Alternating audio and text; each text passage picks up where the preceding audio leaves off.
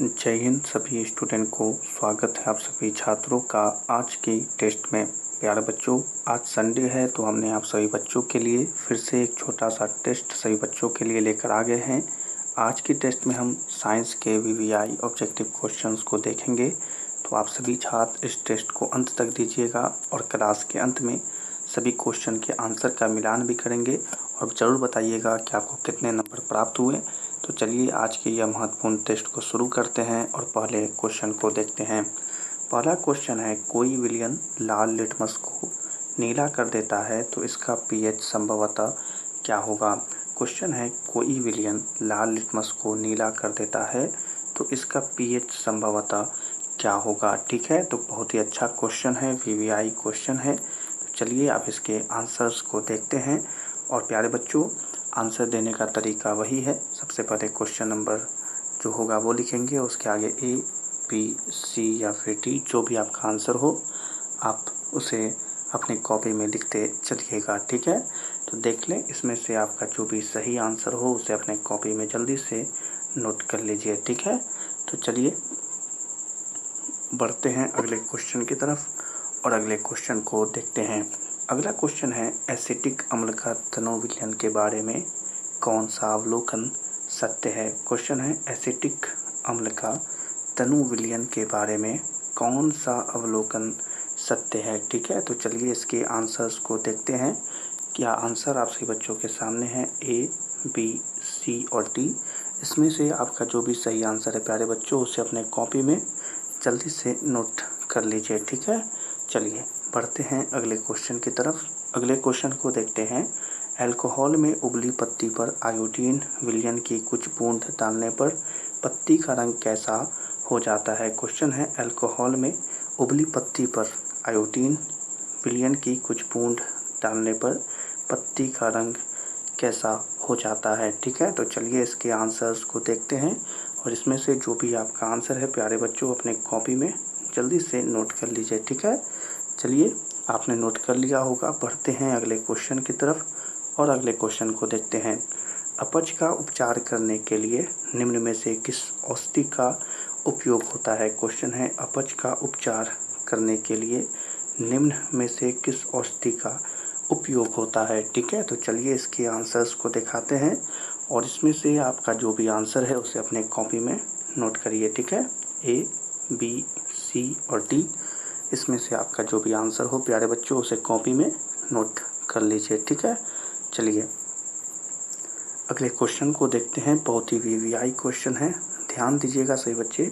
किसी भी उदासीन विलयन का पीएच क्या होता है। बहुत ही वीवीआई क्वेश्चन, किसी भी उदासीन विलयन का पीएच क्या होता है। ठीक है, तो इस क्वेश्चन का आंसर तो सभी बच्चे को पता ही होगा। ठीक है, कमेंट में बता दीजिएगा। तो अब देख लें, ए, बी, सी और डी, इसमें से जो सही आंसर है उसे अपने कॉपी में नोट कर लें।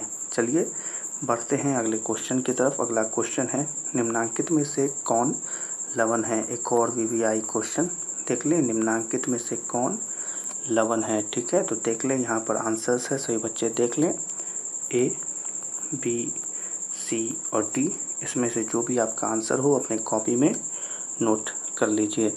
चलिए बढ़ते हैं अगले क्वेश्चन की तरफ। अगला क्वेश्चन सही बच्चे ध्यान देंगे, किसी लाल तप्त आयरन पर जलवाष्प प्रभावित करने पर कौन सा गैस प्राप्त होगा। किसी लाल तप्त आयरन पर जलवाष्प प्रभावित करने पर कौन सा गैस प्राप्त होता है। ठीक है, कौन सा गैस प्राप्त होता है। तो यहाँ पर आंसर है प्यारे बच्चों देख लें और इसमें से जो भी आपका सही आंसर हो उसे अपने कॉपी में नोट कर लीजिएगा। ठीक है, चलिए बढ़ते हैं अगले क्वेश्चन की तरफ सभी बच्चों के लिए। अगला क्वेश्चन है, हमारे शरीर में पीएच कितने परास के बीच कार्य करता है। क्वेश्चन है, हमारे शरीर में पीएच कितने परास के बीच कार्य करता है। ठीक है, तो चलिए इसके आंसर्स को दिखाते हैं और इसमें से जो भी आपका आंसर हो उसे अपने कॉपी में नोट कर लीजिए। ठीक है, ए, बी, सी और डी, जो भी आपका आंसर हो उसे कॉपी में नोट कर लीजिए और बढ़ते हैं अगले क्वेश्चन की तरफ। अगला क्वेश्चन है, बेकिंग पाउडर का अणुसूत्र क्या होता है। क्वेश्चन है, बेकिंग पाउडर का अणुसूत्र क्या होता है। ये रहे इसके आंसर्स, सही बच्चे देख लें और कॉपी में नोट कर लें।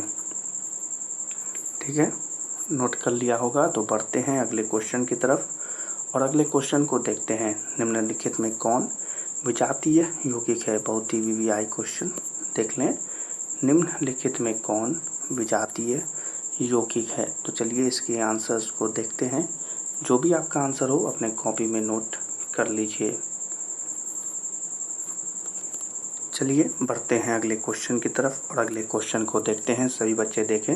निम्नलिखित में से पीएच का कौन सा मान क्षारक विलयन का मान देता है? बहुत ही वीवीआई क्वेश्चन, ध्यान से आंसर करिए। निम्नलिखित में से पीएच का कौन सा मान क्षारक विलयन का मान देता है? ठीक है, तो चलिए आंसर देख लें और इसमें से जो भी आपका आंसर हो उसे कॉपी में जल्दी से नोट कर लीजिएगा सभी प्यारे स्टूडेंट। ठीक है, तो चलिए पढ़ते हैं अगले क्वेश्चन की तरफ। अगला क्वेश्चन है, ध्यान से पढ़ेंगे। सोडियम क्लोराइड के जलीय विलयन से विद्युत धारा प्रभावित करने पर यह वियोजित होकर सोडियम हाइड्रोक्साइड बनाता है। इस प्रक्रिया को हम क्या कहते हैं? ठीक है, सोडियम क्लोराइड के जलीय विलयन से विद्युत धारा प्रभावित करने पर यह वियोजित होकर सोडियम हाइड्रोक्साइड बनाता है। इस प्रक्रिया को हम क्या कहते हैं? तो चलिए इसके आंसर्स को देखते हैं। इसमें से जो भी आपका सही आंसर हो उसे अपने कॉपी में जल्दी से नोट कर लीजिए सभी प्यारे बच्चे। ठीक है, चलिए बढ़ते हैं अगले क्वेश्चन की तरफ। अगला क्वेश्चन है, निम्नलिखित अम्लों में से कौन परबल अम्ल है? क्वेश्चन है, निम्नलिखित अम्लों में से कौन परबल अम्ल है? ठीक है, तो चले देखें इसके आंसर्स और जल्दी से बताएं। इसमें से जो सही आंसर हो उसे अपने कॉपी में नोट करिए। ठीक है, आपने नोट कर लिया होगा तो बढ़ते हैं अगले क्वेश्चन की तरफ। अगला क्वेश्चन है, अम्लीय ऑक्साइड के विलयन का पीएच मान क्या होगा? ठीक है, बहुत ही वीवीआई क्वेश्चन। अम्लीय ऑक्साइड के विलयन का पीएच मान क्या होगा? ठीक है, तो चलिए इसके आंसर्स को दिखा देते हैं सही बच्चे को। ए, बी, सी और डी। इसमें से जो भी आपका आंसर हो जल्दी से उसे अपने कॉपी में नोट करें और कमेंट में भी ज़रूर बता दें।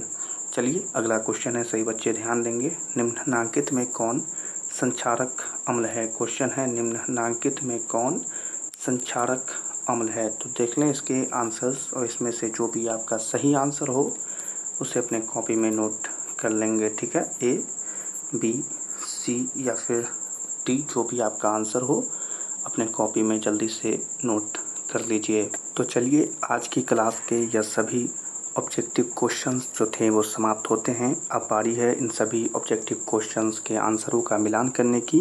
तो चलिए अब आंसर का मिलान करते हैं। सभी बच्चे अपने कॉपी लेकर तैयार हो जाइए आंसर मिलाने के लिए।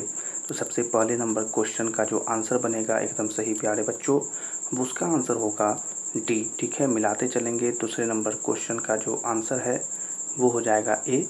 तीसरे नंबर क्वेश्चन का जो आंसर बनेगा वो हो जाएगा सी। चौथे नंबर क्वेश्चन का जो आंसर होगा वो भी हो जाएगा सी।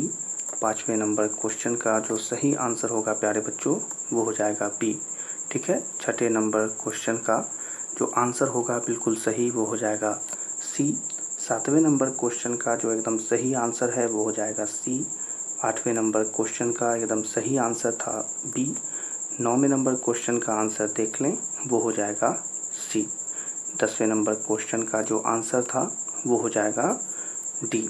11 नंबर क्वेश्चन का जो आंसर था वो भी हो जाएगा डी। यहाँ पर देख लें 12 नंबर क्वेश्चन का जो आंसर था वो था ए।